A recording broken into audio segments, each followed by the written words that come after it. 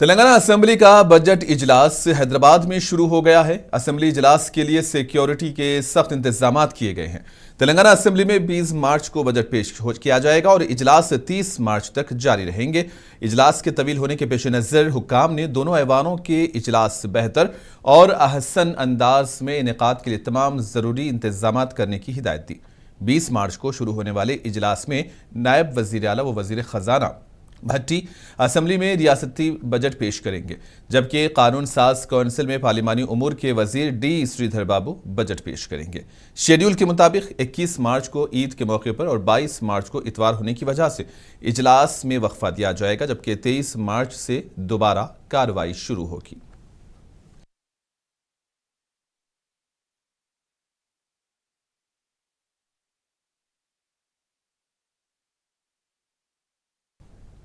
तेलंगाना के गवर्नर शिव प्रताप शुक्ला ने आज रियासती असेंबली और कानून साज कौंसिल के मुश्तरका इजलास से खिताब किया और इस तरह उन्होंने कानून साज असेंबली बजट इजलास 2026 का बाज़ाब्ता आगाज किया।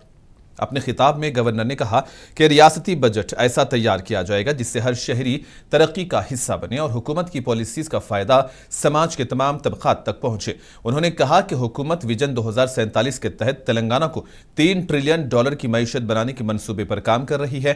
गवर्नर ने बताया कि रियासत की फीकस आमदनी 4,18,000 रुपये तक पहुंच चुकी है और शहरी व देही तरक्की के लिए प्योर और रेयर मॉडल के तहत मंसूबे नाफिज किए जा रहे हैं। उन्होंने कहा कि शहरी तरक्की पर खुसूसी तवज्जो दी जा रही है और अंदाजा है कि साल 2031 तक शहरी आबादी का तनासुब काफी बढ़ जाएगा। गवर्नर ने अपने खिताब में कहा कि रियासती हुकूमत मजबूत अज़्म रखती है और तरक्की की रफ्तार को किसी सूरत नहीं रोका जाएगा।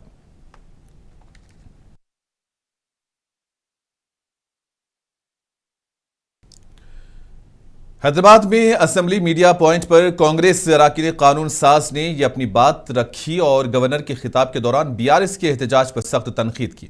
इन्होंने कहा कि गवर्नर के खिताब में रियासती हुकूमत की जानिब से किए जा रहे तरक्याती कामों का जिक्र था, लेकिन बीआरएस कायदीन ने खिताब में रुकावट डालकर आईनी ओहदे का एहतराम नहीं किया। हुकूमत के विप ए श्रीनिवास और अदंकी दयाकर ने बीआरएस पर जमकर तनकीद की।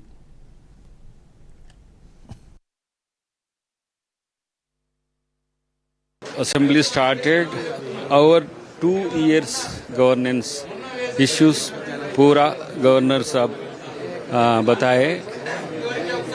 ये कंप्लीट रेवंत रेड्डी जी का और मुख्यमंत्री जी का successful story of these pages to all these pages.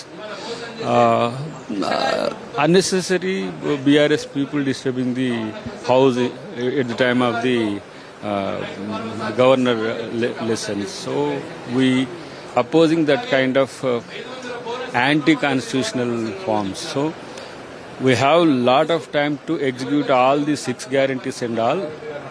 Our CM committed to the convicted to the what we decided in the manifesto. Telangana రాష్ట్ర ప్రజలందరికీ నమస్కారం।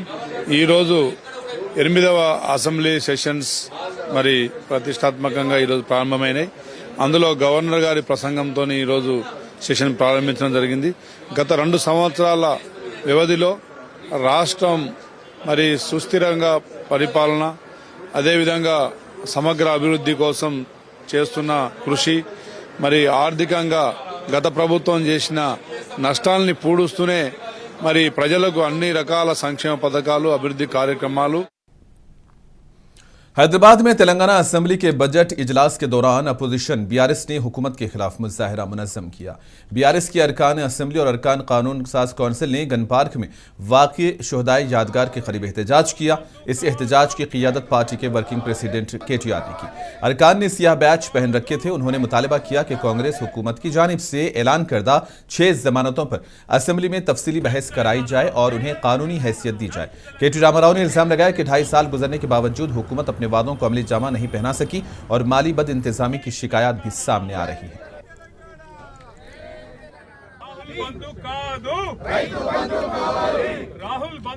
And as soon as Congress party assumes office in Telangana, the very first cabinet statutory guarantee, statutory sanction would be given in the very first cabinet meeting to all the 6 guarantees.